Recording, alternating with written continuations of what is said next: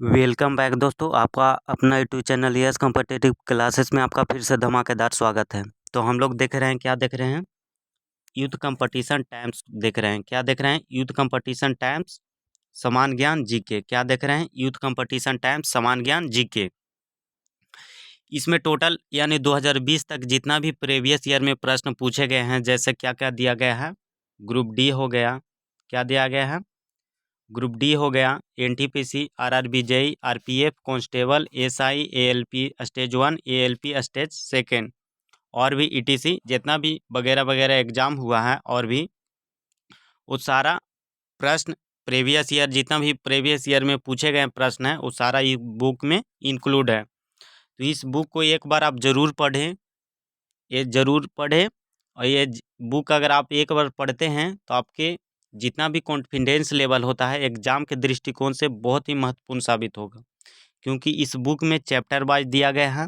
Chapter wise के साथ जितना भी प्रीवियस ईयर में प्रश्न पूछे गए हैं चैप्टर वाइज के रूप में सजाया गया है, इसलिए यह बुक बहुत ही इम्पोर्टेंट हो जाता है।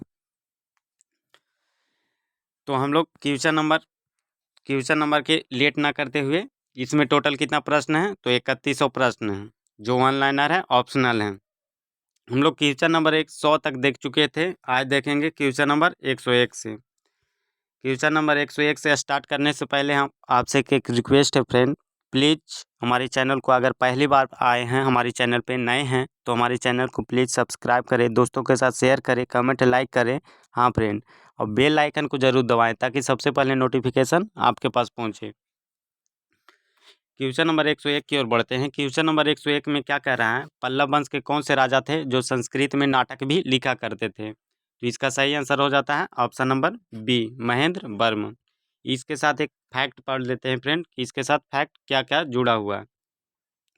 तो इसका फैक्ट क्या है कि पल्लव वंश के राजा कौन थे? तो महेंद्र वर्मन प्रथम, जो कब से कब तक रहे थे? तो 600 से 630 ईस्वी तक रहे थे, यानी 30 साल ये राजा शासन किए थे। इन्होंने राजनीतिक आर्थिक रूप से अपने जो वंश था वो बहुत ही चरमोस्पर्श किए। जैसे इसमें क्या क्या दिया गया है, सांस्कृतिक रूप से बहुत ही आगे ले गए हैं, साहित्यिक रूप से, कलात्मक रूप से, और भी इसके साथ क्या दिया हुआ है फैक्ट फ्रेंड, माता विलास जो प्रहसन है वो भी इन्होंने लिखा। जैसे महत्वपूर्ण ग्रंथ की रचना भी इन्होंने संस्कृत में किए हैं। तो इसके साथ इतना फैक्ट है। क्वेश्चन नंबर 102 की ओर बढ़ते हैं फ्रेंड। क्वेश्चन नंबर 102 में क्या कह रहा है? किस चालाकू राजा ने कनौज के राजा हर्ष को पराजित किया था? यानी कौन से वह चालाकू राजा थे जो कनौज के राजा किसको पराजित किया? तो हर्ष को पराजित किया था। तो इसका सही आंसर हो जाता है ऑप्शन नंबर सी, पुलकेशिन द्वितीय ने। कनौज के राजा हर्ष को किसने हराया था? तो चालाकू राजा पुलकेशिन द्वितीय ने नर्मदा नदी। ये भी बहुत इंपॉर्टेंट बन जाता है कि किस नदी पे अगर हराया था तो हो जाता है नर्मदा नदी। और नर्मदा नदी कहाँ पड़ता है? तो गुजरात में पड़ता है। कहाँ पड़ता है? गुजरात में। कब हराया था? तो 612 ईस्वी में हराया था। कब हराया था? तो 612 ईस्वी में। क्वेश्चन नंबर 3 की ओर बढ़ते हैं। क्वेश्चन नंबर 3 में क्या है? 103 सॉरी, चोल वंश के अंतिम शासक कौन था? तो इसका सही आंसर हो जाता है option number B, Rajendra Chola third. कौन थे? राजेंद्र चोल तृतीय। क्वेश्चन नंबर 104 की ओर बढ़ते हैं फ्रेंड। क्वेश्चन नंबर 104 में क्या है? कौन से राजा थे जो मालदीव के द्वीपों पर दरियाई विजय पाए थे? यानी वो कौन से राजा थे जो मालदीव, एक क्या है, एक देश है, वो मालदीव के द्वीपों पर दरियाई विजय पाई थी? तो इसका सही आंसर हो जाता है option number B, Raja Raj. किन्होंने पाई थी? तो Raja Raj, option number B. Question number 105 की ओर बढ़ते हैं। क्वेश्चन नंबर 105 में क्या है फ्रेंड? प्रारंभिक प्रारंभिक रूप से जो चेर वंश के राजा थे, चेर वंशीय राजाओं ने किन राज्यों पर शासन किया था? तो इसका सही आंसर हो जाता है ऑप्शन नंबर ए, तमिलनाडु और केरल। कहाँ होता है? तमिलनाडु और केरल। इसके साथ बहुत ही एक इम्पोर्टेंट फैक्ट बनता है, महत्वपूर्ण प्रश्न बनता है। वो प्रश्न क्या है कि जब लौटते हुए मानसून होता है तो कहाँ के कोरोमंडल तट पर वर्षा होती है? तो इसका सही आंसर हो जाती है तमिलनाडु। कहाँ होती है? तमिलनाडु। मानसून स्टार्ट कहाँ से होता है? तो मानसून स्टार्ट होता है केरल राज्य से। कहाँ से स्टार्ट होता है? केरल राज्य से। क्वेश्चन नंबर 106 की ओर बढ़ते हैं। क्वेश्चन नंबर 106 में क्या पूछा गया था फ्रेंड? किस भारतीय राजा ने पूर्व एशिया के कुछ हिस्सों को जीतने के लिए नौसैनिक शक्ति का इस्तेमाल किया था? तो इसका सही आंसर हो जाता है option number C, Rajendra Chola. किन्होंने इस्तेमाल किया था? तो राजेंद्र चोल। क्वेश्चन नंबर 107 की ओर बढ़ते हैं और क्वेश्चन नंबर 107 से अगर बढ़ते हैं तो यहाँ से अलग चैप्टर हो जाता है। यहाँ से क्या स्टार्ट हो जाता है? समावर्ती राजवंश। कौन सा वंश स्टार्ट होता है? तो समावर्ती राजवंश। क्वेश्चन नंबर 107 में क्या है फ्रेंड? विंध्या शक्ति डॉट डॉट डॉट वंश के संस्थापक थे। जो विंध्या शक्ति थे वो कौन से वंश के संस्थापक थे? तो इसका सही आंसर क्या हो जाता है? बाका टक। कौन से वंश थे? बाका टक वंश। इसके इसके साथ फैक्ट क्या दिया हुआ है? विंध्या शक्ति बाकाटक वंश के संस्थापक थे। बाकाटक राजवंश जो कहाँ पड़ता है? मध्य प्रदेश के ऊपरी भाग में पड़ता है। कहाँ पड़ता है? मध्य प्रदेश के ऊपरी भाग पर। तथा बरार आंध्र प्रदेश तक विस्तृत था। और जो बरार था वो मध्य प्रदेश से लेकर आंध्र प्रदेश तक विस्तृत था, यानी फैला हुआ था। तो इसके साथ इतना फैक्ट है। क्वेश्चन नंबर 108 की ओर बढ़ते हैं। क्वेश्चन नंबर 108 में क्या है फ्रेंड? पाल वंश का प्रथम राजा कौन था? तो पाल वंश का प्रथम राजा कौन था? इसका सही आंसर हो जाता है गोपाल। कौन थे? गोपाल। कौन थे? गोपाल। क्वेश्चन नंबर 109 में पढ़ते हैं फ्रेंड। क्वेश्चन नंबर 109 में क्या है? इनमें से कौन सा राजवंश दक्षिण भारत में समृद्ध नहीं था? यानी इनमें से 4 ऑप्शन दिया गया है। कौन सा राजवंश था जो दक्षिण के क्षेत्र में नहीं था? तो इसका सही आंसर क्या हो जाता है? इसका सही आंसर हो जाता है ऑप्शन नंबर बी, पाल वंश। कौन हो जाता है? पाल वंश। यानी इसका सही आंसर हो जाता है option number B. Question number 12 की क्वेश्चन नंबर 110 की ओर बढ़ते हैं फ्रेंड। अब यहाँ से क्या स्टार्ट हो जाता है? तब प्राचीन कालीन साहित्य एवं साहित्यकार। प्राचीन कालीन से साहित्य एवं साहित्यकार यहाँ से स्टार्ट हो जाता है। क्वेश्चन नंबर 110 में बहुत ही इंपॉर्टेंट प्रश्न पूछे गए हैं जो एग्जाम के दृष्टिकोण से बहुत ही इंपॉर्टेंट है और बार बार प्रश्न ये रिपीट होते हैं। इंडिका के लेखक हैं, यानी इंडिका जो पुस्तक है उनके लेखक कौन है? तो इसका सही आंसर हो जाता है ऑप्शन नंबर बी, मेगास्थनीज। कौन है? तो मेगास्थनीज। इसके साथ फैक्ट क्या दिया हुआ फ्रेंड? देखिए, मेगास्थनीज 350 ईसा पूर्व से 290 ईसा पूर्व तक यूनान का एक राजदूत था। जो मेगास्थनीज था, जो 350 ईसा पूर्व से 290 ईसा पूर्व तक कहाँ के वो राजदूत था? तो यूनान का एक राजदूत था जो चंद्रगुप्त मौर्य के दरबार में आया था। ये भी प्रश्न ही है कि चंद्रगुप्त मौर्य के दरबार में कौन आया था? तो मेगास्थनीज आया था। और मेगास्थनीज ने किस बुक लिखा है? तो इंडिका। क्या लिखा? इंडिका। वह कई वर्षों तक चंद्रगुप्त मौर्य के दरबार में रहा। जो मेगास्थनीज थे वो कई वर्षों तक चंद्रगुप्त मौर्य के दरबार में रहा। उन्होंने कुछ भारत को देखा। उन्होंने कुछ भारत में देखा। कुछ भारत में देखा। उसका वर्णन उन्होंने इंडिका पुस्तक में देखा। यानी भारत का वो वर्णन जो है, भारत में वो रहे, वहाँ के प्राकृतिक, भारत के प्राकृतिक को देखे, जलवायु को देखे और उस पर एक पुस्तक लिखे जिसका नाम क्या है? इंडिका। मेगास्थनीज ने पाटलिपुत्र का बहुत ही सुंदर और विस्तृत वर्णन किया है। पाटलिपुत्र जो वर्तमान में क्या के नाम से जाना जाता है? तो पटना के नाम से जाना जाता है। बहुत ही सुंदर और विस्तृत, यानी उसको बहुत ही विस्तृत यानी बड़ा वर्णन किए हैं।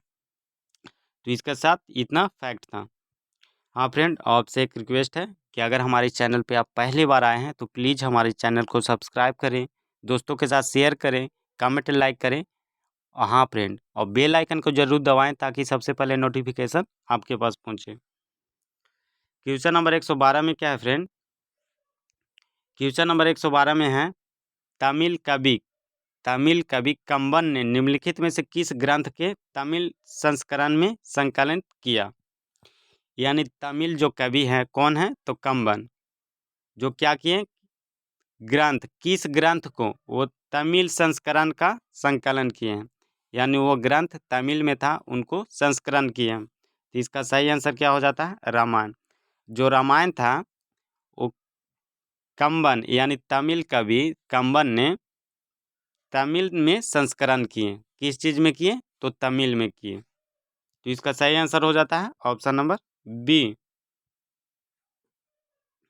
इसके साथ फैक्ट क्या दिया हुआ है, तमिल भाषा के कवि कंबन ने रामायण को तमिल संस्करण में किया, जिसका नाम क्या पड़ जाता है, कंबरा रामायण, कंब रामायण के नाम से संकलित किया था। यह तमिल साहित्य की कृति थी। क्वेश्चन नंबर 113 की ओर बढ़ते हैं फ्रेंड। क्वेश्चन नंबर 113 में क्या कह रहा है, निम्नलिखित में से किसने प्राचीन भारत में मृच्छ कटिका पुस्तक की संकलित की है। बहुत ही इंपॉर्टेंट ये पुस्तक है, इसे आप जरूर याद रखें। तो इसका सही आंसर क्या हो जाता है, मृच्छ कटिकम किसने लिखा, तो इसका सही आंसर हो जाता है ऑप्शन नंबर बी, क्षुद्रक। किन्होंने लिखा था, मृच्छ कटिका किन्होंने लिखा था, तो इसका सही आंसर हो जाता है option number B, Shudraka. Question number 114 की ओर बढ़ते हैं। क्वेश्चन नंबर 114 में क्या पूछा गया है, प्राचीन भारत में कल्हण द्वारा निम्नलिखित में से कौन सी पुस्तक का लिखी गई है, यानी कल्हण जो हैं उनके द्वारा कौन सी पुस्तक लिखी गई है। ये तो बहुत ही इंपॉर्टेंट है, बार बार अगर एग्जाम में रिपीट करता है तो ये प्रश्न का बहुत ही याद करना उत्तम बनता है। तो कल्हण द्वारा कौन सी पुस्तक लिखी गई है, तो इसका सही आंसर हो जाता है राजतरंगिणी। क्या लिखा गया है, राजतरंगिणी।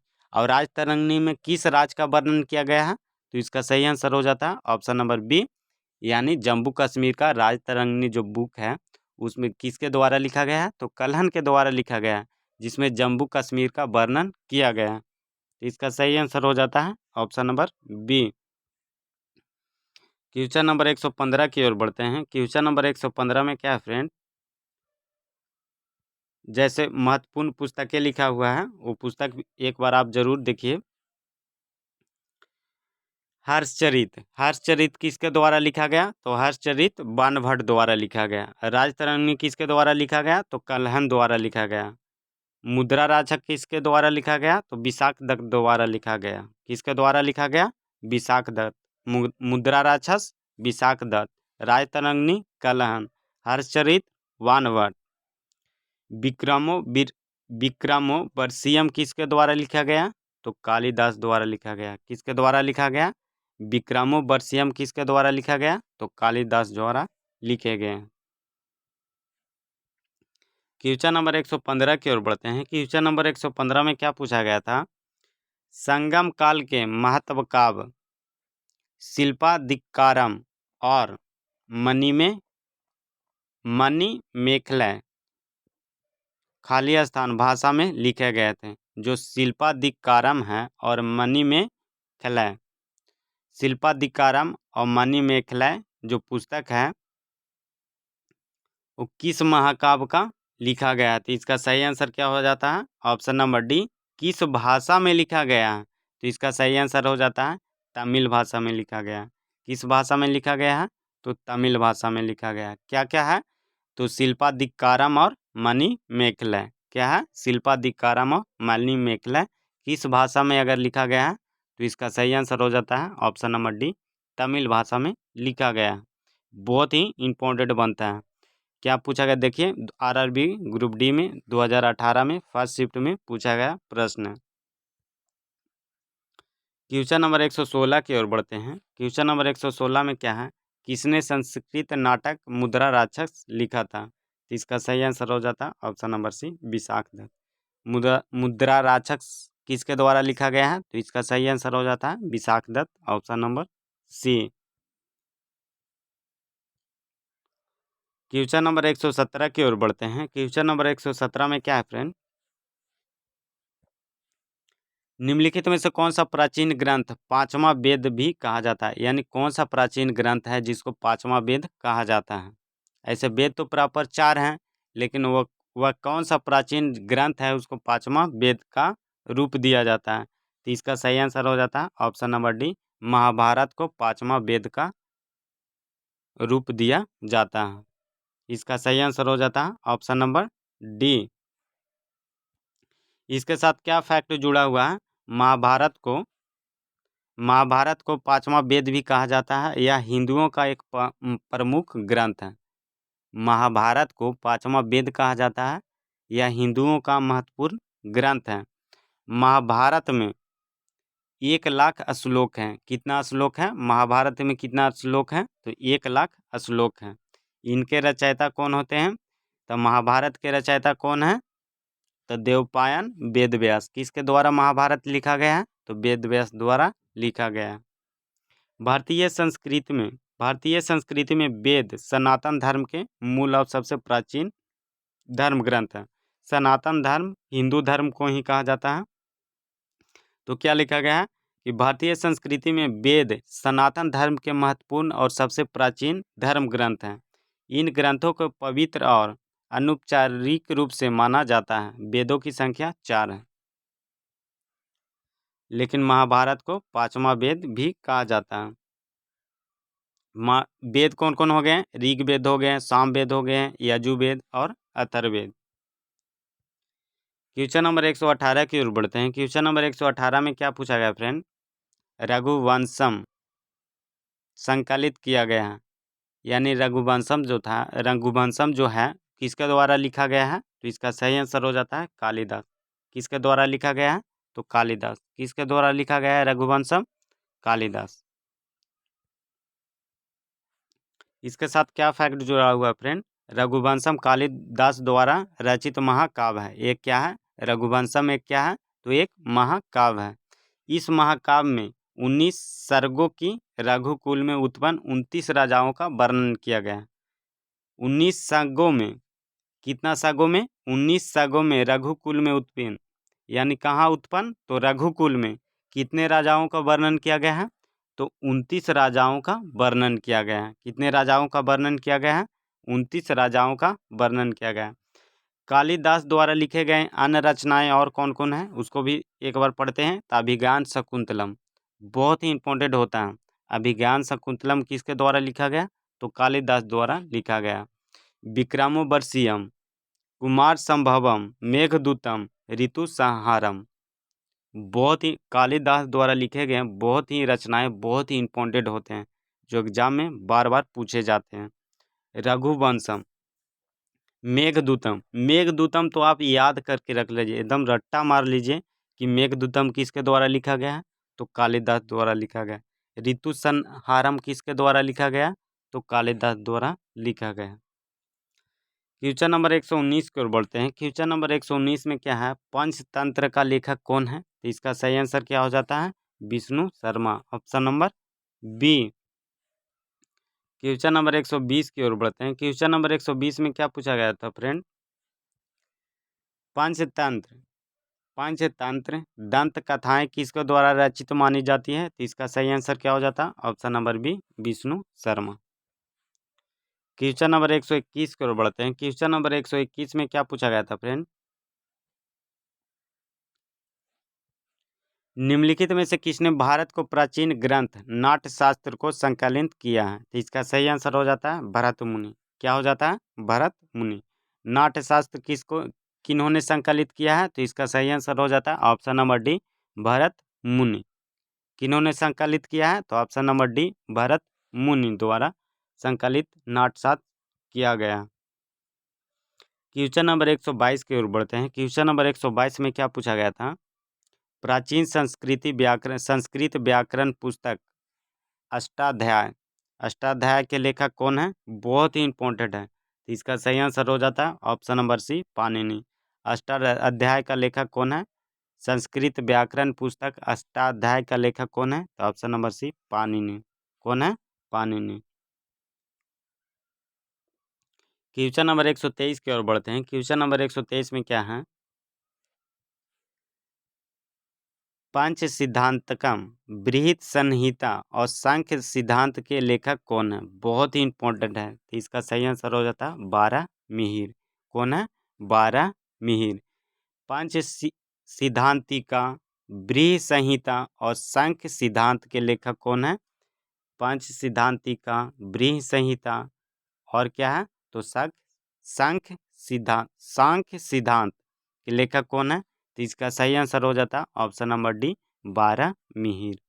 कौन है? ब्राह्मीहिर। कौन है? ब्राह्मीहिर। क्वेश्चन नंबर 124 की ओर बढ़ते हैं। क्वेश्चन नंबर 124 में क्या पूछा गया था? तिरुकुल्लर कौन है? क्या है? तिरुकुल्लर नामक प्रसिद्ध ग्रंथ के संकलनकर्ता कौन है? तो इसका सही आंसर हो जाता है तिरु तिरु तिरुवकुल्लर। कौन हो जाता है? तिरुवल्लुवर। कौन हो जाते हैं? इसके साथ यानी क्वेश्चन में ही प्रश्न, यानी क्वेश्चन में ही आंसर छुपा हुआ है। यहाँ लिखा क्या लिखा हुआ है? तिरुकुल्लर, तो यहाँ क्या हो जाता है? तिरुवल्लुवर। क्या हो जाता है? यानी जो क्वेश्चन है वही क्या हो जाता है? आंसर हो जाता है। तो इससे भी आप इसे सटीक यानी याद कर सकते हैं, किसी भी प्रकार आप इसे याद कर सकते हैं। क्वेश्चन नंबर 125 की ओर बढ़ते हैं। क्वेश्चन नंबर 125 में क्या पूछा गया था फ्रेंड?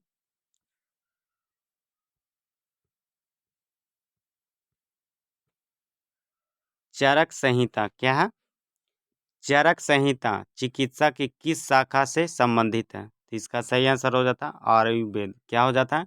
चरक संहिता किस शाखा से संबंधित है? तो इसका सही आंसर हो जाता है आयुर्वेद। क्या हो जाता है?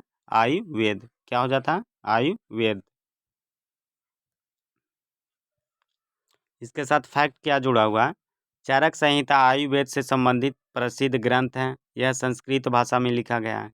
किस भाषा में लिखा गया है? तो संस्कृत भाषा में लिखा गया है। किसके द्वारा लिखा गया है? तो महर्षि चरक ने चिकित्सा शास्त्र का विधा से एवं व्यापक वर्णन इस पुस्तक में किया गया है।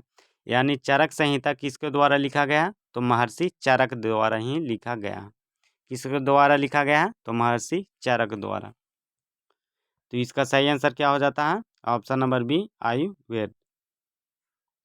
क्वेश्चन नंबर 126 की ओर बढ़ते हैं। क्वेश्चन नंबर 126 में क्या गया था पूछा गया था फ्रेंड? सुश्रित क्या हो जाता है? सुश्रुत को खाली स्थान रूप में माना जाता है। यानी सुश्रुत को किसके रूप में माना जाता है? तो इसका सही आंसर क्या हो जाता है? भारतीय शल्य चिकित्सा के जनक माना जाता है। क्या माना जाता है? तो भारतीय शल्य चिकित्सा का जनक माना जाता है। सल यानी कहने का मतलब है सल मतलब क्या होता है? यहाँ सर्जरी यानी ऑपरेशन यानी काट चीर यानी कुछ भी आप कह सकते हैं।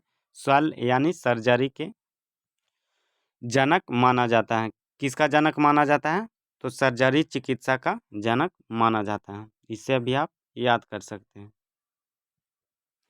क्वेश्चन नंबर 127 की ओर बढ़ते हैं। क्वेश्चन नंबर 127 में क्या पूछा गया था? राजतरंगिणी किस राज के राजाओं का वर्णन किया गया? यानी राजतरंगिणी द्वारा किन राज के राजाओं का वर्णन किया गया? तो इसका सही आंसर हो जाता है ऑप्शन नंबर बी, कश्मीर। किस राज का वर्णन किया गया है? तो कश्मीर राज का राजतरंगिणी में वर्णन किया गया है। अगर इसके फैक्ट जानने का प्रयास करते हैं तो इसका फैक्ट क्या है? कल्हण द्वारा रचित राजतरंगिणी में कश्मीर के राजाओं का विधा सम्मोहक वर्णन किया गया है। इसके अनुसार कश्मीर के राजधानी श्रीनगर को सम्राट अशोक ने बसाया था। यानी जम्मू कश्मीर की राजधानी कहाँ पड़ता है? तो श्रीनगर। श्रीनगर को किसने बसाया था? तो ये भी प्रश्न ही बनता है कि श्रीनगर को किसने बसाया था? तो महान सम्राट अशोक ने बसाया था, जो शिव के परम भक्त थे। इससे ये प्रश्न बनता है, ये भी प्रश्न है कि जो अशोक था वो किन के परम भक्त थे? तो शिव के भक्त थे, जो बाद में किस धर्म अपना लिए थे? तो बाद में अशोक ने, महान सम्राट अशोक ने बौद्ध धर्म अपना लिए थे। क्या अपना लिए थे? तो बाद में अपना धर्म परिवर्तन कर लिए थे और बौद्ध धर्म का समावर्तक हो गए थे। क्वेश्चन नंबर 128 की ओर बढ़ते हैं। क्वेश्चन नंबर 128 में क्या है फ्रेंड? आपसे एक प्लीज़ रिक्वेस्ट है, एक बार रिक्वेस्ट है फ्रेंड, कि अगर हमारे चैनल पे आप नए हैं, पहली बार आए हैं, तो हमारी चैनल को प्लीज़ सब्सक्राइब करें, दोस्तों के साथ शेयर करें, कमेंट लाइक करना ना भूलें, क्योंकि एक कमेंट एक लाइक हमारे लिए, आपका एक कमेंट आपका एक लाइक हमारे लिए बहुत ही इम्पोर्टेंट साबित होता है। हाँ फ्रेंड, अब बेल आइकन को ज़रूर दबाएं ताकि सबसे पहले नोटिफिकेशन आपके पास पहुँचे। क्वेश्चन नंबर 128 में क्या पूछा गया था फ्रेंड? प्राचीन भारतीय कानूनी दस्तावेज मनुस्मृति खाली स्थान में लिखा गया था, यानी किस भाषा में लिखा गया था मनुस्मृति? तो इसका सही आंसर हो जाता है मनुस्मृति संस्कृत भाषा में लिखा गया। किस भाषा में लिखा गया है मनुस्मृति? तो संस्कृत भाषा में लिखा गया। क्वेश्चन नंबर 129 की ओर बढ़ते हैं। क्वेश्चन नंबर 129 में क्या पूछा गया था फ्रेंड? निम्नलिखित में से कौन सा साहित्य संस्कृत में नहीं लिखा गया? यानी कौन सा साहित्य है जो संस्कृत भाषा में नहीं लिखा गया? 4 ऑप्शन है, तो इसका सही आंसर क्या हो जाता है? Option number A Tirukkural. यानी तिरुकुल्लर है जो है वो क्या बता रहे अगले प्रश्न यानी प्रीवियस में पूछे गए हैं, सॉरी हम लोग पढ़ के आगे बढ़ चुके हैं। जो तिरुकुल्लर था उस किसके द्वारा लिखा गया था? तो तिरुलुबर द्वारा लिखा गया था। जो किस भाषा में लिखा गया है? तो तमिल भाषा में लिखा गया है। लेकिन राजतरंगिणी हो गया, रत्नावली हो गया, मेघदूत हो गया, वो किस भाषा में लिखा गया है? तो ये तीनों संस्कृत में लिखा गया है। लेकिन तिरुकुल्लर किसके द्वारा लिखा गया है? तो तिरुवल्लुवर द्वारा लिखा गया है। जो किस भाषा में लिखा गया है? तो तमिल भाषा में लिखा गया है। रत्नावली किसके द्वारा लिखा गया है?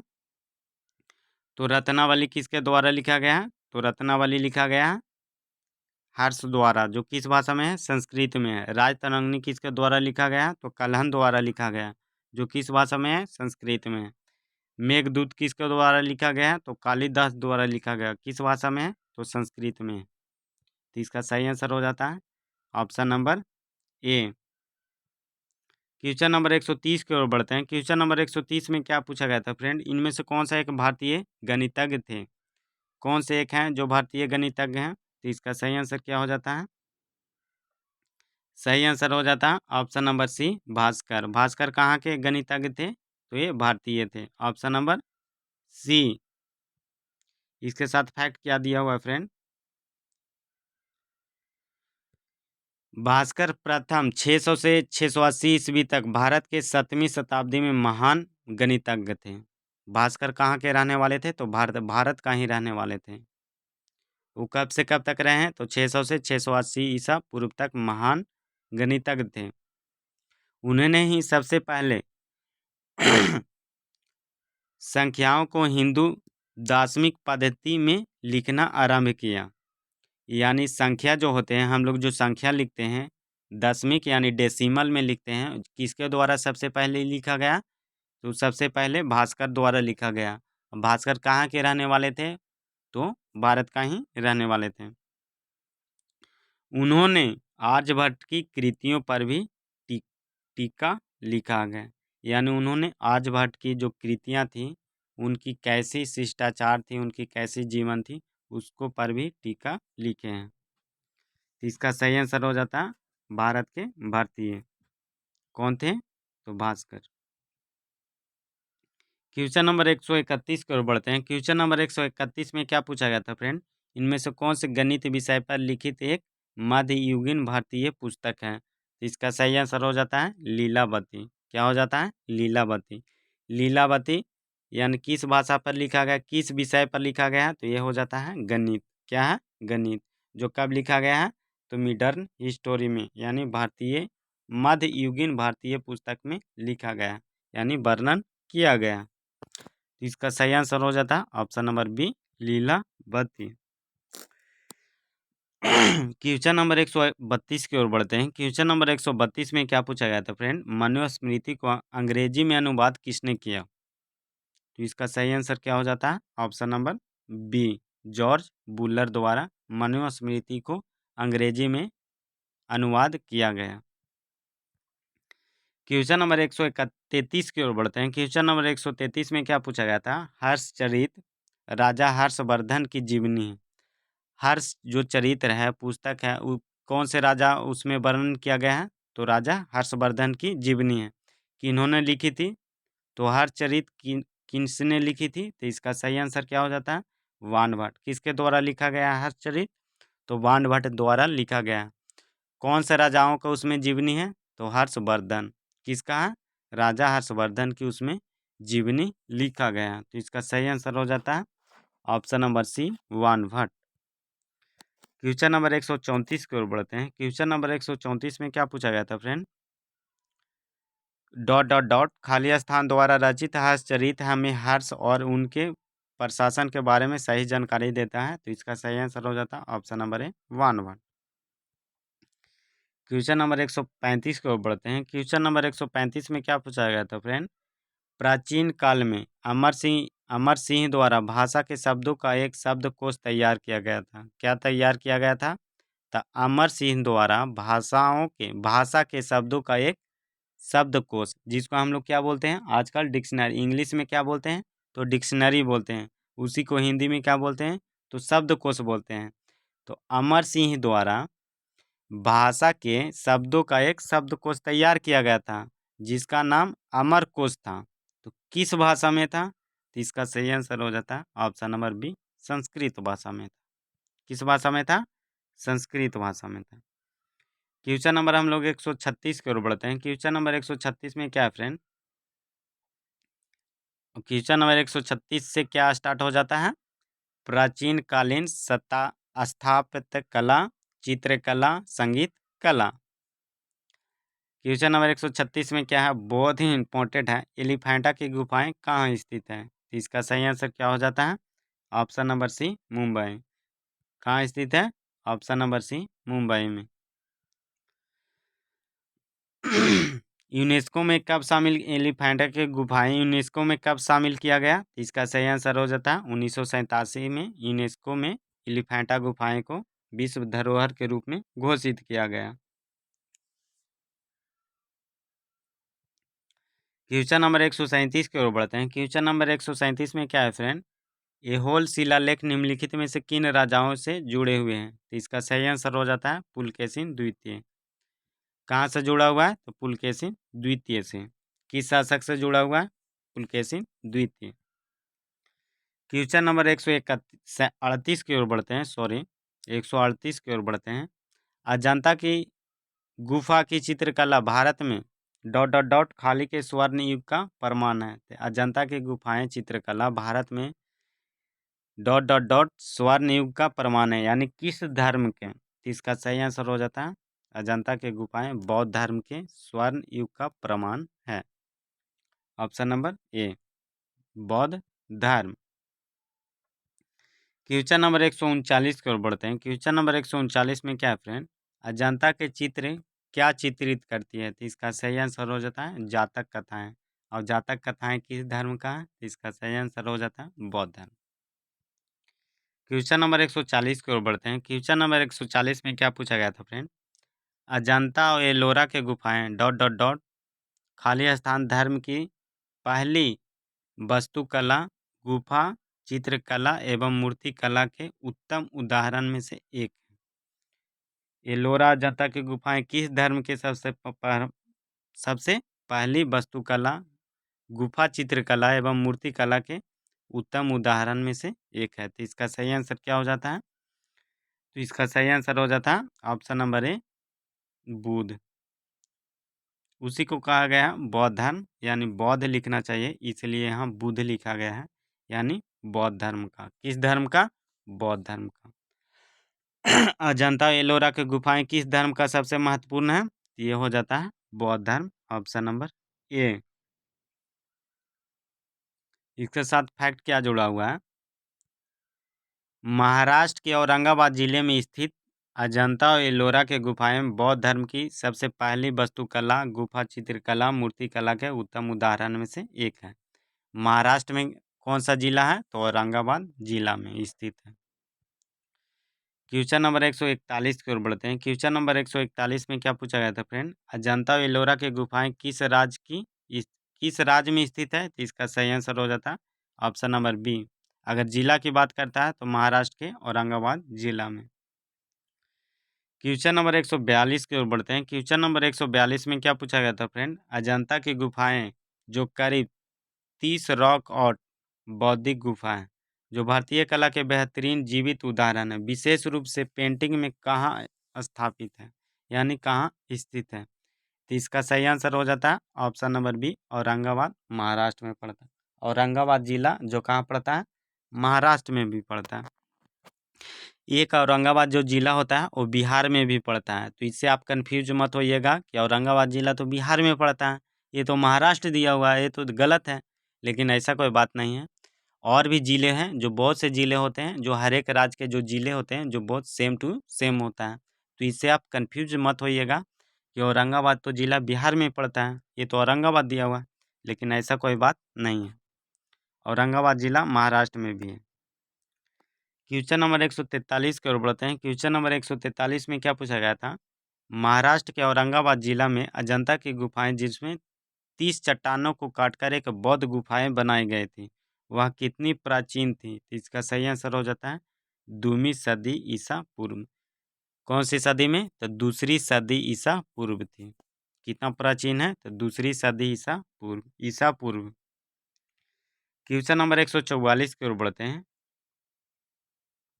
क्वेश्चन नंबर 144 में क्या है? इनमें से किस राजा ने कोणार्क के सूर्य मंदिर का निर्माण कराया था? बहुत ही इंपॉर्टेंट है। तो इसका सही आंसर हो जाता है नरसिंह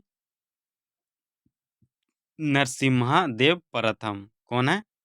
कोणार्क मंदिर, यानी कोणार्क के सूर्य मंदिर। कोणार्क के सूर्य मंदिर कहाँ पड़ता है? तो कर्नाटक में पड़ता है। जो किस राजा में निर्माण किया था? तो नरसिम्हा देव प्रथम में। किन्होंने किया था? नरसिम्हा देव प्रथम। इसका सही आंसर हो जाता है ऑप्शन नंबर ए।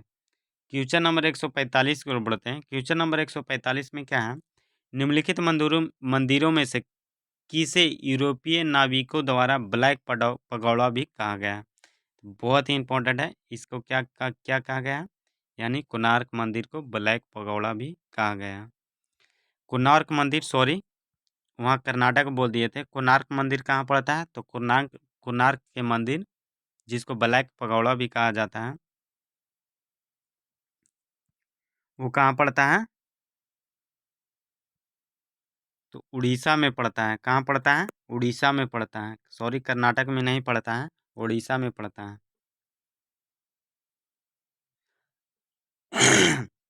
और कोणार्क मंदिर को ही यूरोपियन नाविकों द्वारा, यानी यूरोप के रहने वाले थे, उन्होंने क्या नाम दिया था? तो ब्लैक पगोड़ा भी कहा जाता है। कोणार्क के मंदिर को क्या कहा जाता है? तो ब्लैक पगोड़ा भी कहा जाता है। जो कहाँ पड़ता है कोणार्क मंदिर? तो उड़ीसा में पड़ता है। कहाँ पड़ता है? उड़ीसा में पड़ता है। कहाँ पड़ता है? उड़ीसा में पड़ता है। इस मंदिर का निर्माण कब हुआ था? कोणार्क के सूर्य मंदिर का निर्माण कब हुआ था? तो इसका सही आंसर क्या हो जाता है? इसका सही आंसर हो जाता है 1278 ईस्वी में। कब हुआ था? 1278 ईस्वी में गंग वंश के राजा नरसिंह देव प्रथम में करवाया था। किस वंश के राजा ने कराया था कोणार्क के सूर्य मंदिर का निर्माण? 1278 में ईस्वी में हुआ था। गंग वंश के राजा नरसिंह देव प्रथम ने करवाया था। इसे ब्लैक पगोड़ा के भी नाम से जाना जाता है। यूनेस्को की विश्व विरासत स्थल में इसे शामिल कर लिया गया।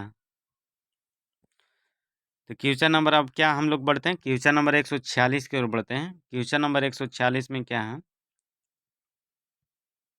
कोणार्क मंदिर का निर्माण किसने करवाया था? बहुत ही इंपॉर्टेंट है, जो हम लोग पीछे पढ़ के चले गए हैं। तो इसका सही आंसर क्या हो जाता है? नरसिंह देव प्रथम ने। जो किस वंश का था, राजा था? तो गंग वंश के राजा। क्वेश्चन नंबर 147 की ओर बढ़ते हैं। क्वेश्चन नंबर 147 में क्या पूछा गया था फ्रेंड? एलोरा के मंदिर का निर्माण किन्होंने करवाया था? डॉट डॉट डॉट खाली स्थान ने करवाया था। तो इसका सही आंसर हो जाता है राष्ट्रकूटों ने करवाया था। एलोरा के मंदिर कहाँ पड़ता है? तो एलोरा के गुफाएं या मंदिर कहाँ पड़ता है? तो महाराष्ट्र राज्य में पड़ता है। जो किस राजाओं में ने कराया था? तो राष्ट्रकूटों ने कराया था। किसने कराया था? तो राष्ट्रकूटों ने कराया था। इसके साथ फैक्ट क्या जुड़ा हुआ है फ्रेंड? एलोरा के मंदिर का निर्माण राष्ट्रकूट शासक द्वारा कराया गया था। एलोरा जो कहाँ पड़ता है? महाराष्ट्र में पड़ता है। 32 शैलकृत गुफाएं हैं। कितना गुफाएं हैं? तो 32 जो चट्टानों से बड़ा गुफाएं हैं। किस चीज़ से बना है? तो चट्टानों से बना है।